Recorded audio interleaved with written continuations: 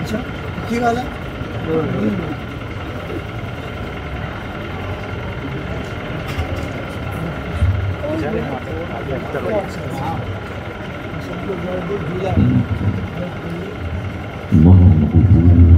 وصلي على رسوله الكريم ثم بعد فأعوذ بالله من الشيطان الرجيم بسم الله الرحمن الرحيم إن الدين عند الله الإسلام صدق الله مولانا العظيم وصدق رسوله النبي الكريم الأمين إن الله وملائكته يصلون على النبي يا أيها الذين آمنوا صلوا عليه وسلموا تسليما اللهم صل على سيدنا ونبينا ومولانا محمد معدن الجود والكرم وآله وبارك وسلم صلاة وسلاما عليك سيدي يا رسول الله صلى الله تعالى عليه وسلم مقبول محترم لائن کی صدر احترام استاد العلماء حضرت علامہ مولانا اسماعیل ضیاء صاحب قبلہ دامت برکاتہ العالیہ حضرت علامہ مولانا کمال میاں سلطان صاحب قبلہ دامت برکاتہ العالیہ اس بیچ پر موجود دیگر علماء عزیز وقار مہمانان گرامی حاضرین مجلس دعا ہے اللہ کریم سے کہ اللہ کریم ہم تمام مسلمانوں کے گناہوں کو معاف فرمائے اور ہم سب کو مسلک حق کا اہل سنت و جماعت پر استقامت عطا فرمائے۔ جیسا کہ آپ کے علم ہے کہ ہر سال کی طرح اس سال بھی یہ عظیم الشان محفل دستار رکھی کہ جن بچوں نے مدرسہ انوار القادریہ سے قرآن مجید کو فرقان حمید پیش کیا اور جن بچوں نے درس نظامی کی تعلیم مکمل کی ان کی دستار بندی اور سند کے حوالے سے یہ نورانی محفل انعقاد پذیر ہے۔ کئی مہمانان گرامی آپ کے سامنے اسٹیج پر موجود ہیں اور کئی ہمارے مہمان آپ لوگوں کے سامنے اپنے معروضات رکھ کر جا چکے۔ وقت بڑی تیزی کے ساتھ آگے بڑھتا چلا گیا اور اب تقریباً 1:15 بج چکے، 1:15 مکمل ہو چکا تو اب اس میں تفصیل کے ساتھ خطاب کرنا یہ ناممکن ہے۔ میں آپ کی خدمت میں جو باتیں دوران مطالعہ سامنے آئی ہیں ان میں کی 2 باتیں عرض کر کے اور اس پر مختصر سی گفتگو کر کے اپنی ان معروضات کو پائی تکمیل تک پہنچاتا ہوں اور پھر انشاءاللہ تبارک و تعالی دستار بندی کے مناظر آپ کی نگاہوں کے سامنے ہوں گے۔ دوران مطالعہ آج میں نے حضرت سیدنا عبداللہ ابن عمر رضی اللہ تعالیٰ عنہ کا یہ قول پڑھا کہ آپ فرماتے ہیں کہ علم اسلام کی زندگی ہے، علم اسلام کا ستون ہے۔ کتنی بڑی بات! حضرت سیدنا عبداللہ ابن عمر رضی اللہ تعالیٰ عنہما نے ارشاد فرمایا کہ علم اسلام کی زندگی ہے۔ سوچے ذرا، علم اسلام کی زندگی ہے اور علم اسلام کا ستون ہے۔ اس علم سے مراد کون سا علم ہے؟ اس علم سے مراد قرآن و حدیث کا علم ہے۔ اس علم سے مراد وہ علم ہے جسے ہم نے مدارس میں پڑھا، آپ نے پڑھا اور ان بچوں نے پڑھا اور عالم دین بنے۔ یہ وہ علم ہے جو اسلام کی زندگی ہے اور اسلام کا ستون ہے۔ حضور غوث پاک رضی اللہ تعالیٰ عنہ کا ایک قول پڑھا کہ کسی نے پوچھا، شیخ آپ نے اللہ تبارک و تعالیٰ سے کیا حاصل کیا؟ تو مسکرا کے فرمایا، میں نے اللہ سے علم حاصل کیا اور میں نے اپنے اللہ سے ادب سیکھا۔ تو دوستو یاد رکھو کہ ہم اہل سنت و جماعت ہیں۔ ہماری پہچان ہر دور میں علم سے رہے۔ اگر آپ حضور غوث پاک رضی اللہ تعالیٰ عنہ کے دور سے شروع کریں تو حضور غوث پاک رضی اللہ تعالیٰ عنہ کی پہچان علم سے تھی، اور خود فرماتے درست العلم حتی صرت قطبا ونلت السعد من مولا الموالی، کہ میں علم حاصل کرتے کرتے قطب بن گیا، میں علم حاصل کرتے کرتے اللہ کا ولی بن گیا، اور تمام مولاؤں کے مولا اللہ کی طرف سے مجھے سعادت کے سارے خزانے حاصل ہو گئے۔ کسی نے پوچھا، شیخ جب اللہ کے ولی بن گئے تو اب مقام کیا ہے؟ فرمانے لگے، مقام پوچھتے ہو، نظر تو الہ بلاد اللہ جمعن کا خردلتن اللہ حکم اتصالی، مقام یہ ہے کہ میں اللہ کی کائنات کو اب ایسے دیکھتا ہوں جیسے اپنے ہاتھ کی ہتھیلی پہ رائی کے دانے کو دیکھتا ہوں۔ علم کی پہچان، ہم اہل سنت و جماعت کی پہچان ہر دور میں علم سے رہی۔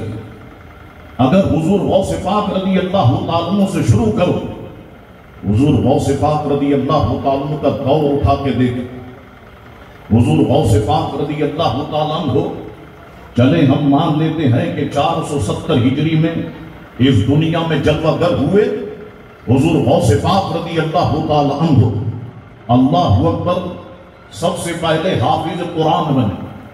حضور غوث پاک رضی اللہ تعالیٰ عنہ علم کے حصول کے لیے دوسرے مقام پر پہنچے، اور وہاں پہنچنے کے بعد حضور غوث اعظم عالم دین بنے، حضور غوث پاک مفتی اعظم بنے، حضور غوث پاک قاری قرآن بنے۔ اللہ اکبر، سب کچھ حاصل کرنے کے بعد پھر حضور علیہ السلام کے کرم سے اور مولا علی کے فیضان سے اور حضور علیہ السلام کے حکم سے اور مولا علی کے حکم سے پھر حضور غوث پاک نے علمی حلقے لگانے شروع کیے۔ اللہ اکبر، فرماتے ہیں کہ حضور علیہ السلام نے مجھ سے فرمایا، اے عبد القادر کیا بات ہے کہ تم واعظ و نصیحت کیوں نہیں کرتے؟ تو میں نے عرض کی، حضور میرا تعلق عجم سے ہے، یہ سارے عربی لوگ ہیں، میں ان کے سامنے کیسے گفتگو کر سکتا؟ حضور علیہ السلام نے مجھے قریب کیا اور 7 مرتبہ اپنا لعاب دہن نکال کر میرے منہ میں داخل کیا۔ اللہ اکبر، فرماتے ہیں پھر تھوڑی دیر کے بعد میں نے دیکھا کہ مولا علی کرم اللہ وجہ الکریم میری نگاہوں کے سامنے ہے، اور وہی بات کی جو حضور علیہ السلام نے کی، میں نے وہی جواب عرض کیا۔ تو مولا علی کرم اللہ وجہ الکریم نے 6 مرتبہ اپنا لعاب دہن نکال کر میرے منہ میں داخل کیا۔ ساتھ ہی میں حضور غوث پاک فرماتے ہیں، میں نے مولا علی سے پوچھا کہ تھوڑی دیر پہلے حضور تشریف لائے اور آپ نے 7 مرتبہ لعاب دہن میرے منہ میں داخل کیا، آپ نے 6 مرتبہ لعاب دہن کیوں داخل کیا؟ تو فرمانے لگے حضور کے ادب کی وجہ سے، حضور کے ادب کی وجہ سے۔ اللہ اکبر۔ پھر حضور غوث پاک کے الفاظ سنیے، وقت بڑا محدود ہے، میں سمٹتا ہوا آگے بڑھ رہا ہوں۔ حضور غوث پاک فرماتے مجھ سے کہا گیا کہ واعظ و نصیحت شروع کرو، اب ذرا مجھے بتاؤ تو صحیح، جس شخصیت کی زبان لعاب رسول میں تر ہو جائے، جس شخصیت کی زبان لعاب علی میں تر ہو جائے، اب کون ہے جو فصاحت و بلاغت میں میرے مرشد کا مقابلہ کر سکتا؟ اللہ اکبر۔ اب حضور غوث پاک واعظ و نصیحت کے لیے جب رونق افروز ہوئے، تشریف فرما ہوئے، فرمانے لگے کچھ لوگ آیا کرتے تھے اور واعظ و نصیحت سن کے چلے جایا کرتے تھے، جب شہرت ہونے لگ گئی تو لوگ لالٹین لے کر کے آنے لگے۔ پھر ایک وقت آیا کہ لوگ جو ہے وہ اپنی سواریوں پر بیٹھ کر، جو اس دور میں تھی، آپ اونٹ کہہ لیں، آپ جناب گھوڑے کہہ لیں، جو سواریاں اس دور میں تھی اس پر بیٹھ کر کے آنے لگے۔ فرماتے ہیں کہ میری مسجد چھوٹی پڑ گئی اور میں نے دیکھا کہ ہجوم بڑھتا چلا گیا۔ پھر میں نے یہ اعلان کیا، سنو اب میں واعظ و نصیحت، اب میں درس دوں گا تو مدرسے کے صحن میں درس دوں گا۔ فرماتے جب درس دینے بیٹھا تو میرا مدرسہ بھی چھوٹا پڑ گیا۔ میرے چاہنے والوں نے دیکھیے علم کے قدردان کتنے اور کیسے تھے اس دور میں۔ فرماتے ہیں میرے چاہنے والوں نے کیا کیا، مدرسے کے ارد گرد کے تمام مکانات خرید لیے، توڑ دیے گئے اور صحن کو وسیع کر دیا گیا۔ غوث پاک فرماتے ہیں جب میں درس دینے کے لیے بیٹھا وہ صحن بھی چھوٹا پڑ گیا۔ اللہ اکبر۔ مخلوق کا ہجوم بہت تھا۔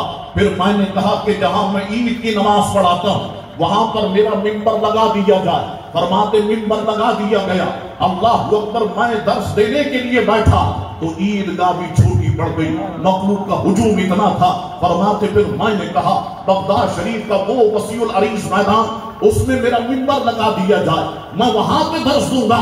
فرماتے درس دینے بیٹھا 70,000 انسان میری تقریر سنا کرتا تھا، 70,000 انسان تقریر سنا کرتا تھا۔ اللہ اکبر۔ کیسے علم کے قدردان تھے، ہاں کیسے علم کے شوقین تھے۔ 70,000 انسان تقریر سنتا ہو اور یہ میرے مرشد پاک کی کرامتوں میں سب سے بڑی کرامت ہے، کوئی ایکو سسٹم نہیں تھا، یہ کوئی ڈبے شبے، یہ سارا دور تو سب بعد میں آیا، کچھ بھی نہیں تھا۔ حضور غوث پاک واعظ و نصیحت فرماتے کمال یہ ہے کہ جس طرح سامنے بیٹھنے والا آدمی آپ کی آواز کو سنتا، اسی طرح 70,000 کے مجمع میں سب سے پیچھے بیٹھنے والا آدمی آپ کی آواز کو سنتا۔ اللہ اکبر۔ حضور غوث پاک رضی اللہ تعالیٰ عنہ نے ذرا وہ دور نکال کر تاریخ کے صفحات کو آپ کھنگالیں۔ حضور غوث پاک رضی اللہ تعالیٰ عنہ نے وہ قدم کے جو زنا کے اڈوں کی طرف جا رہے تھے، وہ قدم کے جو گناہوں کی طرف جا رہے تھے، وہ قدم کے جو شراب کے اڈوں کی طرف جا رہے تھے، حضور غوث پاک نے ایسی تبلیغ فرمائی کہ وہ قدم غوث پاک کی محفل میں آنا شروع ہو گئے۔ اللہ اکبر۔ یہ کرامتوں میں بڑی کرامت کہ حضور غوث پاک کو جو دور سے دیکھ لیتا اس کا دل کہتا کہ یہ اللہ کا ولی ہے، یہ اللہ کا کامل ولی ہے۔ لوگ دامن سے وابستہ ہونے لگ گئے، علمی حلقے لگنے لگ گئے۔ اللہ اکبر۔ علم کی خدمت حضور غوث پاک رضی اللہ تعالیٰ عنہ نے ایسی کی کہ علم بھی رش کرتا ہوگا۔ چلیے جناب ہم آگے بڑھتے ہیں، دور آتا ہے میرے غریب نواز کا۔ حضور غریب نواز رضی اللہ تعالیٰ عنہ نے علم پڑھا، بڑی محنت سے پڑھا۔ اللہ اکبر۔ قرآن مجید فرقان حمید حفظ کیا، بچپن ہی میں قرآن مجید فرقان حمید حفظ کر لیا، اور پھر حضور غریب نواز علم کی تلاش میں نکلے۔ سمرقند اور بخارا حضور غریب نواز نے یہاں پر علم دین حاصل کیا، بڑی محنت سے حاصل کیا۔ اللہ اکبر۔ علم دین حاصل کرنے کے بعد پھر حضور غریب نواز رضی اللہ تعالیٰ عنہ مرشد کامل کی تلاش میں نکلے، اور جب مرشد کامل حضرت خواجہ عثمان ہارونی رحمت اللہ تعالی علیہ کی محفل میں پہنچے تو کیا دیکھا کہ حضرت عثمان ہارونی رحمت اللہ علیہ علمی حلقہ سجائے موجود ہے، کئی 100 افراد کا مجمع ہے، اور خواجہ عثمان ہارونی رحمت اللہ علیہ نماز کے مسائل پر گفتگو فرما رہے۔ اللہ اکبر۔ جب اپنی گفتگو مکمل کی تو فرمانے لگے میں نے باغ رسول کریم علیہ السلام کے پھول کی خوشبو کو محسوس کیا. اللہ اکبر. پھر خود اٹھے اور اٹھنے کے بعد غریب نواز کے پاس آئے, اپنا ہاتھ آگے بڑھایا, غریب نواز کو اٹھایا, اپنے ساتھ ممبر شریف کے برابر میں لے کر کے آئے اور فرمانے لگے لوگوں سنو, یہ معین الدین حسن ہے, یہ اسم با مسمہ ہے. اللہ اکبر. یعنی جیسا نام ہے ویسا ہی یہ ہے. اللہ اکبر. اب حضور غریب نواز رضی اللہ تعالیٰ عنہ سے کہنے لگے, فرمانے لگے سید حسن تم وحدت الوجود کے موضوع پر کچھ گفتگو کرو ان کے سامنے. حضور غریب نواز نے جب گفتگو شروع فرمائی, اللہ اکبر, اہل علم کہتے ہیں کہ محفل پر ایسا لگ رہا تھا کہ علم و ایمان کی بارش ہو رہی. اللہ اکبر. سارے لوگ متاثر ہو گئے اور پھر حضور غریب نواز کو نوازا اور نوازنے کے بعد فرمانے لگے معین الدین اب ہماری خدمت میں رہا کرو, جیسا آپ فرمائے حضور میں حاضر ہوں. 20 سال اپنے مرشد پاک کی خدمت کی. اللہ اکبر. پھر غریب نواز نے علمی حلقے لگانے شروع کیے. آپ کیا سمجھتے ہیں؟ آپ ذرا مطابقت تو فرمائیں. حضور غریب نواز جب مکہ شریف پہنچے, جب مدینہ شریف پہنچے تو باقاعدہ فجر کی نماز کے بعد حدیث کا درس دیا کرتے, اللہ اکبر, تفسیر پڑھایا کرتے اور لوگوں کو سمجھایا کرتے. اس کے بعد جب حکم ملا اجمیر جانے کا تو پھر غریب نواز رضی اللہ تعالیٰ عنہ اجمیر پہنچے. اللہ اکبر. پاکستان, ہمارا پاکستان بڑا عظیم پاکستان ہے کیونکہ یہ پاکستان دادا کا پاکستان ہے, یہ پاکستان بابا فرید کا پاکستان ہے, یہ پاکستان بہاؤالدین زکریا ملتانی کا پاکستان ہے. اللہ اکبر. یہ پاکستان عبداللہ شاہ غازی کا پاکستان ہے, یہ پاکستان لال شہباز قلندر کا پاکستان ہے. اللہ اکبر. پھر آپ دیکھیں کہ حضور داتا صاحب رحمت اللہ علیہ, اللہ اکبر, آپ نے علمی حلقے لگائے اور علم کو آپ نے عام کیا. اس کے بعد آ جائیے مختصر کرتے ہوئے, میں نے آپ سے کہا کہ ہماری پہچان ہر دور میں علم سے رہی. فاضل بریلوی رحمت اللہ تعالی علیہ نے علم کی کیسی خدمت جانتے ہیں آپ؟ فقہ حنفی کے حوالے سے 2 کتابیں بڑی مشہور ہیں. ایک فتاوی عالمگیری ہے, دوسری میں دیکھتا ہوں کہ فتاوی رضویہ شریف ہے.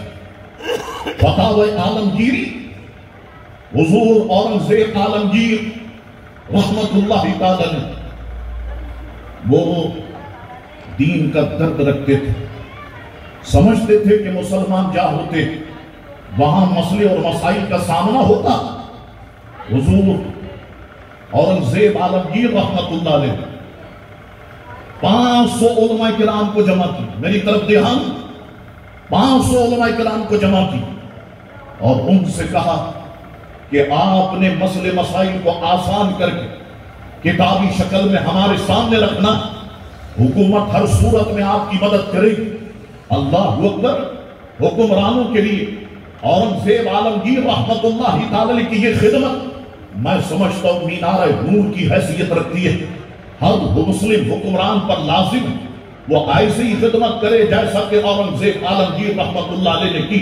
اللہ اکبر. 500 علماء کرام سب جمع ہوئے سرکاری سرپرستی میں اور فتاوی عالمگیری تحریر فرمائی.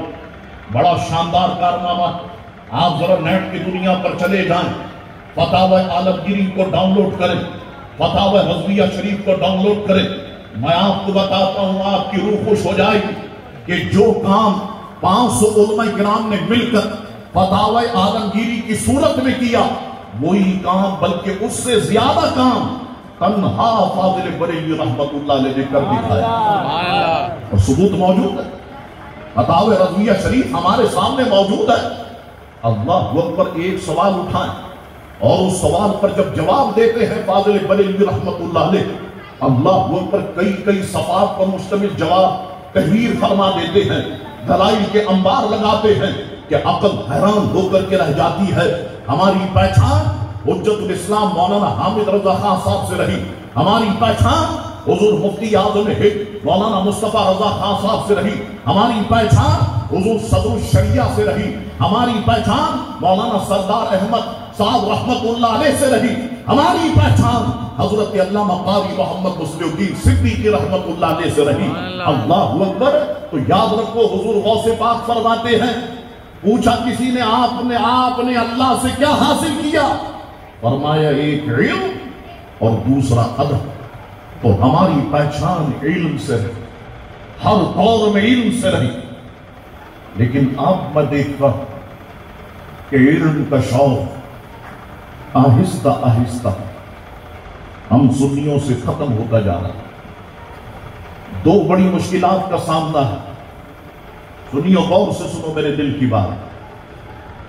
دو بڑی مشکلات کا سامنا ہے، ایک تو یہ کہ عالم کی اولاد عالم نہیں بن رہی، دوسری بات یہ کہ عوام میں سے کوئی اپنے بچے کو عالم بنانے کے لیے تیار نہیں۔ عالم کی اولاد عالم نہیں بن رہی۔ پچھلے 25-30 سال پہلے جن علماء کرام کے نام تھے، آپ ان علماء کرام جب دنیا سے وصال فرما گئے، دیکھیں ان کے بچوں کی طرف تو شاید ہی 2-4 کچھ آپ کو عالم دکھائی دے، ورنہ مکمل سناٹا، مکمل ویرانگی۔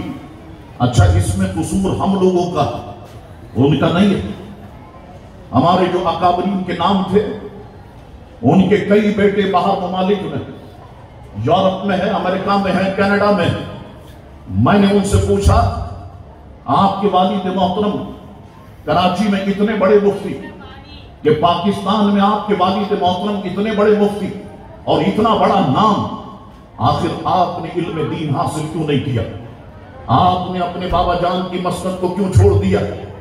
وہ کہنے لگے شاہ صاحب ہم بھی انسان ہیں، ہم بھی چاہتے ہیں ہمارے پاس اچھا گھر ہو، ہم بھی چاہتے ہیں ہمارے پاس اچھی گاڑی ہو، ہم بھی چاہتے ہیں کہ جو سہولیات دوسروں کو میسر ہے وہ ہمارے پاس ہو، لیکن کیا آپ کو نہیں پتا آپ بھی تو ایک عالم کے نواسے ہیں، ایک عالم کے بیٹے ہیں۔ کبھی کبھار ایسا ہوتا کہ گھر میں 10 کلو آٹا آ جاتا، ہم پوچھتے کہ یہ آٹا کہاں سے آیا؟ بتانے والا کہتا کہ یہ میری امی نے بھیجا اور کہا ہے کہ فلاں عالم صاحب کے گھر دیا، کس وجہ سے تم آٹا لے کر کے آئے؟ کہا اس میں چپکلی چلی گئی تھی۔ امی نے کہا کہ یہ آٹا مولوی صاحب کے گھر پہنچا۔ اللہ اکبر۔ اچانک سے 5 کلو دودھ آ جاتا، صاحب اتنا رحم کیسے آیا تمہاری امی کو کہ دودھ بھیجا؟ کہا اس میں کاکروچ گر گیا تھا۔ امی نے کہا کہ مولوی صاحب کو دے کر کیا؟ شاہ صاحب ہم بھی عزت کی زندگی جینا چاہتے، عزت کی زندگی مرنا چاہتے، ہم ایسی زندگی نہیں جینا چاہتے۔ سنو ان کے الفاظ، ایسی زندگی نہیں جینا چاہتے کہ جیسی کہ ہمارے والد نے زندگی گزار۔ تو یاد رکھو علماء کو ڈی گریڈ آپ لوگوں نے کیا، علماء کے وقار کو تباہ آپ لوگوں نے کیا، عوام نے کیا۔ یہی وجہ ہے کہ آج عالم دین کے گھر میں عالم پیدا نہیں ہو رہا۔ اس کی وجہ یہ، مجھے بتاؤ کراچی کا سروے کرو، بتاؤ ایک مسجد کے امام کی تنخواہ کتنی؟ بتاؤ مجھے کتنی تنخواہ؟ بڑا تیر مار لو تو 25,000، اس سے آگے چلے جاؤ تو 30,000۔ یہ کرونا 2 سال رہا، 2.5 سال رہا، کیا ہم نے جا کر کے مسجد کے امام سے پوچھا کہ دنیا تکلیف میں ہے، آپ کو کوئی تکلیف تو نہیں، آپ کو کوئی پریشانی تو نہیں؟ ہم نے پوچھا؟ نہیں پوچھا۔ آپ کے بچوں کی فیس آپ کیسے بھرتے ہیں؟ ہم نے پوچھا؟ نہیں پوچھا۔ آپ کے بچے تعلیم کہاں پر حاصل کر رہے ہیں؟ چلیے ہم آپ کے 2 بچے ہیں، 2 بچوں کی پڑھائی کا ذمہ ہم لیتے ہیں، کیا ہم میں سے کسی نے یہ کہا کسی عالم سے؟ نہیں کہا۔ اور یہ علماء کی استقامت دیکھو، رشک کرنا چاہیے تمہیں، علماء کی استقامت دیکھو۔ اللہ اکبر، مشکل سے مشکل دور گزرا، لیکن علماء نے کسی کے آگے اپنا ہاتھ نہیں پھیلایا۔ اللہ رب العزت نے ان کی اس تھوڑی سی تنخواہ میں وہ برکت پیدا فرما دی کہ اگر وہ غور کریں تو ان کی عقلیں بھی تنگ ہو جائیں۔ لوگوں کی عقلیں بھی دنگ ہو جائیں تو مذاق عالم دین کا ہم نے اڑایا. کسی کے گھر میں رشتہ ہے کسی کی بہن اور بیٹی کا, اگر کہا جائے کہ لڑکا ڈاکٹر ہے فوراً تیار ہو جاتے ہو, لڑکا انجینئر ہے فوراً تیار ہو جاتے ہو, لڑکا سیاستدان ہے فوراً تیار ہو جاتے ہو, لڑکا جس کا رشتہ آیا وہ جناب وکیل ہے تیار ہو جاتے ہو. کہا جائے لڑکا مولوی ہے, آپ کی جس کا رشتہ آیا جس کی بہن کا بہن تیار نہیں ہو, بیٹی تیار نہیں ہو, مولوی سے شادی کر کے ملے گا کیا؟ یہ تو 5 وقت کی نمازیں پڑھنے لگ جائیں گے, پڑھنے میں لگا دے گا ہمیں, روزے رکھنے میں لگا دے گا ہمیں, وہ ہمیں تو بڑی مفلسی کی زندگی گزارنی پڑے گی. اللہ اکبر. سلطان شہاب الدین غوری, ابھی کھڑے کھڑے مجھے بات یاد آئی, سلطان شہاب الدین غوری رحمت اللہ علیہ نے اپنے وزراء سے کہا کہ میں اپنی شادی فرخ شاہ, یہ بابا صاحب بابا فرید رحمت اللہ علیہ کے دادا ہیں, دادا حضور ہیں, میں اپنی بیٹی کی شادی فرخ شاہ, یہ کابل کے حکمران تھے اس دور میں اپنی بیٹی کی شادی, پہلے تو اس نے کہا حکمت سے کہ میں فرخ شاہ سے, قاضی شیخ شعیب ان کا اصل نام تھا, ان سے اپنا رشتہ جوڑنا چاہتا ہوں. وزراء اور مشیروں نے کہا کہ کیسے رشتہ جوڑیں گے آپ, ان کی نہ تو کوئی بیٹی ہے نہ ان کی کوئی بہن ہے, یہ رشتہ کیسے قائم ہوگا؟ اللہ اکبر. انہوں نے کہا یہ رشتہ ایسے قائم ہوگا کہ میں اپنی بہن کی شادی ان سے کروں. اللہ اکبر. وزراء حیران ہو گئے, کہنے لگے یہ کیا بات آپ کرتے ہیں؟ اللہ اکبر. اس وقت کہا گیا سلطان کی طرف سے کہ سنو, ہم بادشاہ لوگوں کی حکومت لوگوں کے جسموں پر ہوتی ہے اور ان علماء کی حکومت لوگوں کے دلوں پر ہوتی ہے. اللہ اکبر. شادی ہو گئی. پوچھا گیا قاضی شیخ شعیب سے کہ آپ میری بہن سے شادی کرنے کے لیے تیار ہیں؟ آپ نے کہا بہن سے پوچھ لو کیا وہ میرے ساتھ غریبی کی زندگی گزارنے کے لیے تیار ہے؟ بہن تیار ہو گئی. اللہ اکبر. پھر ایک سلسلہ چلا اور وہ سلسلہ آگے بڑھتا چلا گیا. تو دوستو یاد رکھو کہ یہاں پر تو معاملات یہ ہیں کہ ڈاکٹر کا رشتہ آئے تو تیار, اور عالم کا رشتہ آئے تو کوئی بیٹی دینے کے لیے تیار نہ ہو, کوئی جناب نکاح میں بہن دینے کے لیے تیار نہ ہو. اب مجھے بتاؤ, میں آپ سے پوچھتا ہوں کہ کیسے بچہ عالم دین بنے؟ دیکھیں 2 بچے ہیں, ذرا میری طرف دھیان. آج لوگ کہتے ہیں شاہ صاحب امام غزالی پیدا کیوں نہیں ہوتے, اب تو اتنے مدرسے, امام راضی پیدا کیوں نہیں ہوتے, اب تو اتنے مدرسے. میں بتاتا ہوں کیوں پیدا نہیں ہوتے. دیکھو 2 بچے ہیں, دونوں کو آپ نے, ایک بچے کو آپ نے چاہتے ہیں, دیکھو ماں باپ امیر ہو یا غریب ہو پلاننگ ضرور کرتے ہیں بچے کو کرنا کیا ہے, کیا بنانا ہے. کہتے ہیں یہ بچہ زیادہ عقل مند ہے, اسے ہم ڈاکٹر بناتے ہیں. چھوٹا یہ گلی محلے میں گھومتا رہتا, چلو اس کا بھی سوچتے ہیں. جس کو ڈاکٹر بنایا جاتا ہے اس کی ایڈوانس فیس ہی جس اسکول میں داخل کیا جاتا ہے وہ ہزاروں میں ہے. اس کا یونیفارم مہنگا, اس کی کتابیں مہنگی, اس کی کاپیاں مہنگی, اور باپ جس نے کبھی اپنے باپ کے جوتے پہ پالش نہیں کی ہو بیٹے کے جوتے پہ پالش کر رہا ہوتا ہے. ماں نیل لگا کر کے اس کی وائٹ شرٹ کو اور کلین کرنے کی کوشش کرتی ہے, اس کی پینٹ پہ استری ہوتی ہے, جوتے وغیرہ پالش ہوتے, نیچے اترتا ہے باپ اپنے بچے کو لے کر. ہم پوچھتے صاحب آپ فجر کی نماز میں دکھائی نہیں دیے, اور ابھی آپ یہاں کھڑے ہیں, وہ بچے کی وین آئے گی, بچہ ہمارا اسکول جائے. اللہ اکبر. اس کے لیے اتنے انتظامات. پھر شوہر پوچھتا ہے بیوی سے یہ دوسرا بچہ کا یہ آوارہ یہ گلیوں میں گھومتا پھرتا، گالیاں بکتا رہتا، کہا اس کو کیا بنائیں؟ کہا اس کو ایسا کرتے ہیں مولوی بناتے ہیں، ایسے بچے کو مار دیتے ہیں ہمارے متھے۔ شاہ صاحب اسے آپ اپنی طرح بنا دیں، شاہ صاحب اپنے نانا کی طرح بنا دیں، شاہ صاحب اپنے دادا کی طرح بنا دیں، ایسا بنا دے بچے کو۔ وہ نالائق ہمارے حوالے کی کہ اس بچے کو ہم عالم دین بنا، جو جینیس تھا اس کو اسکول بھیجا، جو گلیوں میں ماں بہن کی گالیاں دیتا تھا اس کو مدرسے لے آیا۔ تو کہاں سے امام راضی پیدا ہو، کہاں سے امام غزالی پیدا ہو؟ یہ خوش نصیبی ہے تمہاری جتنے بیٹھے ہو لوگوں، یہ خوش نصیبی ہے تمہاری یہ بچے عالم دین بنے۔ ان کی تو خوش نصیبی ہے ہی ہے، لیکن تمہاری بھی خوش نصیبی ہے یہ عالم بن گئے، کیونکہ ان کی وجہ سے تمہارا دین سلامت رہے گا، مسلک اعلیٰ حضرت ان کی وجہ سے تمہیں ملے گا، صحابہ کرام کی محبت ان کی وجہ سے تمہیں ملے گی، خلفاء راشدین اور اہل بیت کی محبت ان کی وجہ سے تمہارے کانوں اور دلوں تک پہنچے گی۔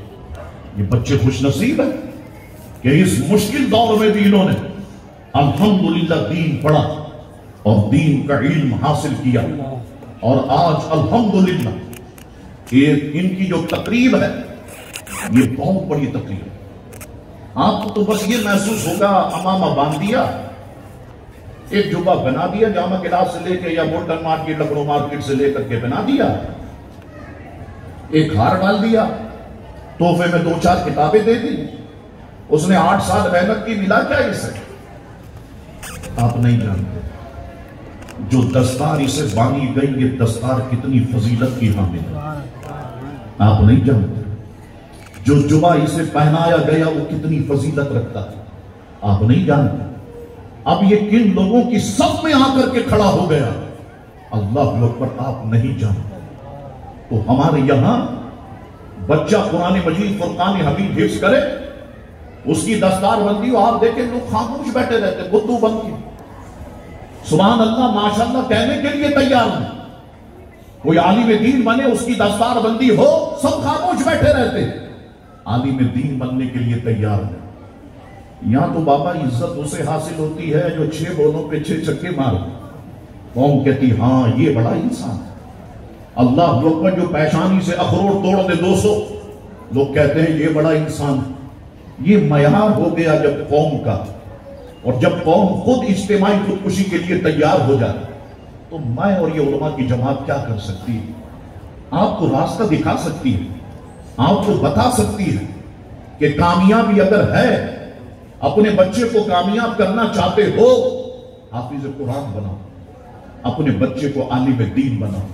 اچھا چلو، جس بچے پر تم نے دنیا میں پیسہ لگایا، لاکھوں کروڑوں روپیہ، امریکہ بھیجا، کینیڈا بھیجا، یورپ بھیجا، اسے اچھا پڑھایا، اور ایک بچے کو تم نے مدرسے میں پڑھایا جس نے قرآن مجید فرقان حمید حفظ کیا، اب وقت آخر ہے، تمہارا سانسیں اب نکلنا چاہتی ہے، تم کہتے ہو کہ میرے بچے کو بلاؤ جو باہر ہے۔ اللہ اکبر، وہ آتا، باپ کہتا ہے بیٹا میں نے مسجد میں مولوی صاحب سے سنا کہ سورہ یاسین جب پڑھی جائے تو روح بڑی آسانی سے نکلتی ہے، میرے بچے ذرا میرے پاس بیٹھ کر سورہ یاسین تو پڑھ۔ بچہ کہتا ہے بابا جان آپ میڈونا کے گانے سننا چاہیں تو میں سنا سکتا ہوں، مائیکل جیکسن کا ڈانس اگر دیکھنا چاہیں تو میں دکھا سکتا ہوں، سورہ یاسین کیا مجھے تو سورہ فاتحہ کا بھی پتہ نہیں۔ وہ بچہ جس کو آپ نے حافظ قرآن بنایا، باپ کہتا ہے میرے سرانے بیٹھ کر یاسین پڑھو، وہ بچہ کہتا ہے بابا یاسین شریف کیا، میں پورا قرآن آپ کے سامنے پڑھوں۔ اب مجھے بتاؤ آپ کے لیے فائدہ مند کون سا بچہ ہے؟ میں آپ سے پوچھتا ہوں، خدا کے لیے لوگوں اپنے بچوں کو مدارس کی طرف لاؤ۔ اب معاملات بالکل تبدیل ہے مدارس کے، جس دور میں ہم نے پڑھا، میرے ساتھیوں نے پڑھا، وہ دور بھی بڑا مشکل ہے، اور اس سے پہلے جو ہمارے بزرگوں نے پڑھا وہ دور بھی بڑا مشکل ہے، لیکن ابھی بڑی آسانی ہے، ابھی بڑی سہولت ہے۔ اپنے بچوں کو مدارس کی طرف لے کر کے آؤ، کوشش کرو، یہ نیت کر کے آج جاؤ، کسی کو اللہ نے 3 بچے دیے ہو، نیت کر کے جائے میں 1 بچے کو عالم دین ضرور بنا، یہ نیت کر کے آج جاؤ۔ کہ ایک بچے کو ہم عالم دین ضرور بنائیں گے، تو آپ مدارس کی طرف آئے، رخ کریں، اپنے بچوں کو عالم دین بنائیں، اپنے بچوں کو حافظ قرآن بنائیں، کیونکہ بحرہ روی کا دور، عیاشی فحاشی، یہ سب موبائل کے ذریعے سے ہمارے گھروں میں داخل ہو چکی ہے۔ کیا خوش قسمتی کی بات نہیں ہوگی؟ اتنی عیاشی کے دور میں آپ کا بچہ گناہ سے بچ جائے، خوش قسمتی نہیں ہوگی؟ اس مدارس میں یہ اساتذہ سکھاتے ہیں کہ اللہ دیکھ رہا ہے، یہ سکھاتے ہیں کہ گناہ کی دنیا میں گم ہو جاؤ گے تو رسول اللہ کو کل کیا شکل دکھاؤ گے؟ بچہ ڈرتا ہے اور دین کی طرف راغب اور راہی رہتا ہے، تو اللہ تبارک و تعالی سنیوں کے مدرسوں کو شاد و آباد رکھے، انوار قادریہ کو اللہ تعالی شاد و آباد رکھے۔ جو میرے بھائی الطاف قادری صاحب دین کی خدمات سر انجام دے رہے ہیں، ان کے بچے ان کے ساتھ ہیں الحمدللہ، 2 بچے اور عالم دین بن گئے، تو ان کے تو دونوں ہاتھ مضبوط ہو گئے۔ اللہ تعالیٰ ان کے بچوں کو اپنے والد محترم کا صحیح معنوں میں ساتھ دینے کی توفیق عطا فرمائے، اپنے والد محترم کی عزت کرنے کی توفیق عطا فرمائے۔ تو واپس آئیے، حضور غوث پاک فرماتے ہیں میں نے اللہ سے علم حاصل کیا اور دوسرا ادب، تو علم سے ہم دور ہوتے چلے گئے، شارٹ کٹ راستے ہم نے تلاش کر لیے، اسی شارٹ کٹ میں مفتی بھی بن گئے، اور مفتی بن کے ایسے ایسے فتوے ٹھوکے کہ اللہ کی پناہ ہے۔ دوسری بات ادب کی رہی، تو ادب کا دامن بھی ہمارے ہاتھوں سے چھوٹتا جا رہا ہے، اور میں دیکھتا ہوں کہ 2 ڈھائی سال 3 سال کے اندر ادب کے معاملے میں سنیوں کا بیڑا غرق ہو چکا ہے۔ سوشل میڈیا پر آپ جائیں، اللہ اکبر، علماء کرام کے خلاف گالیاں، سادات کرام کے خلاف گالیاں، آپ کا سوشل میڈیا بھرا پڑا ہوا ہے، تو ادب کا دامن بھی ہمارے ہاتھ سے نکل رہا ہے۔ حالانکہ ہماری پہچان ادب سے تھی۔ دنیا میں پوچھا جاتا تھا یہ بتاؤ مسلمانوں میں سب سے با ادب گروہ کون سا ہے، تو سامنے سے جواب آتا ہے یہ جو یا رسول اللہ کہتے ہیں نا، یہ بڑے ادب والے۔ اللہ اکبر، ادب سے بھی ہم دور ہو رہے ہیں۔ ان دونوں پوائنٹس کو میں نے ہائی لائٹ کیا، میں نے کیا، میرے مرشد پاک نے آج سے کئی 100 سال پہلے ہائی لائٹ کر دیا۔ علم سیکھو، دوسرا ادب سیکھو، یہ دونوں چیزیں تمہارے پاس آ گئی، بس سمجھو کہ تم دنیا میں بھی کامیاب، قبر میں بھی کامیاب، اور میدان محشر میں بھی کامیاب۔ اللہ رب العزت ہم سب کو صحیح معنوں میں دین پر عمل کرنے والا بنا، ہمارے ظاہر اور باطن کو اللہ ایک کرے، اللہم آمین۔ ہر قسم کی منافقت سے اللہ تعالی ہمیں محفوظ فرمائے۔ اللہ تبارک و تعالی ہم سنیوں پر کرم فرمائے۔ آج جو حال سنیوں میں ہم دیکھ رہے ہیں، ایسا پہلے کبھی سوچا نہیں تھا، لیکن حق کی آواز تم نے بلند کرنی ہوگی۔ اگرچہ تمہاری مسجد خالی ہو جائے، لوگوں کو بتانا ہوگا کہ جس طرح سے ہم اہل بیت اطہار سے محبت کرتے ہیں، اسی طرح سے ہم خلفائے راشدین سے محبت کرتے ہیں، صحابہ کرام سے محبت کرتے ہیں، اور کوئی شخص کسی ایک صحابی کا بھی منکر ہے، اس کا اہل سنت و جماعت سے کوئی تعلق اور واسطہ نہیں۔ ہم اسے نہیں جانتے، ہم اسے نہیں پہچانتے، ہماری پہچان ان محبت والے لوگوں سے ہے۔ اللہ اکبر، تو بحرہ روی کا دور ہے، اس میں اپنے ایمان کو خدا کے لیے بچائیے۔ آپ کہیں کہ نہیں صاحب اتنے بڑے پیر صاحب ہیں، اتنا یہ ہے، وہ پیر منگل بعد میں ہوگا، پہلے تو دیکھو وہ عاشق صحابہ ہے یا نہیں، دیکھو وہ عاشق خلفائے راشدین ہے یا نہیں، دیکھو وہ عاشق اہل بیت ہے یا نہیں۔ پتہ چلا جبہ قبہ تو پہن لیا، لیکن صحابہ کرام کے خلاف بکواس کرتا ہے، اس کا کوئی تعلق اہل سنت و جماعت سے نہیں ہے۔ اہل بیت اطہار کے خلاف بات کرتا ہے، اس کا ہم سے کوئی تعلق نہیں۔ ہمیں تو ہمارے امام نے سکھایا تیری نسل پاک میں ہے بچہ بچہ نور کا، تو ہے عین نور تیرا سب گھرانہ نور کا۔